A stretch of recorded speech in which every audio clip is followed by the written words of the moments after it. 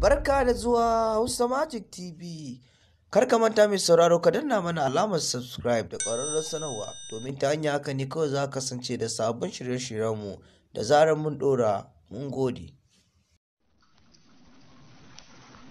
Yadda aka gudanar da sallar jana'izar tsohon shugaban hafsar rundunar sojojin Najeriya Janar Ibrahim Attahiru, mai girma ministan sadarwar Najeriya Dr. Isa Ali Ibrahim Fantami da abokinsa kuma amininsa mai girma gwamnan jihar Borno Farfesa Babagana Umar Zulum suna daga cikin nagartattun bayan Allah salihai da suka halarci sallar jana'iza na shugaban sojojin Najeriya Janar Ibrahim Attahiru Gadanga Busar Yaƙi da sauran waɗanda suka rasu.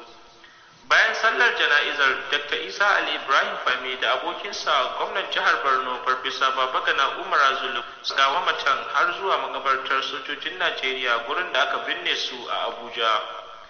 Muna kyautata zato na alheri akan Janar Ibrahim Attahiru, an ba da shaida mai kyau a kansa.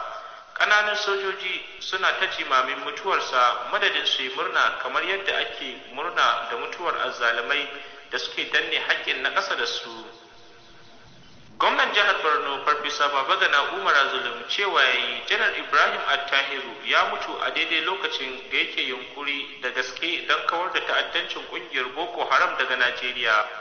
Ba makawa yayi da ta'addancin ƙungiyar Boko Haram ya samu babbar gibi ba a fi wata guda ba da mutuwar ta nakakin 'yan ƙungiyar Boko Haram Jangwarzo shugaba Idris David na ƙasar Chadi. Sai kuma ga wannan na shugaban hafsar rundunar dakarun sojojin Najeriya Janar Ibrahim Attahiru Tafa.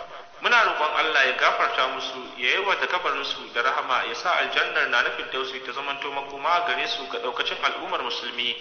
Idan yau ne farkon zuwan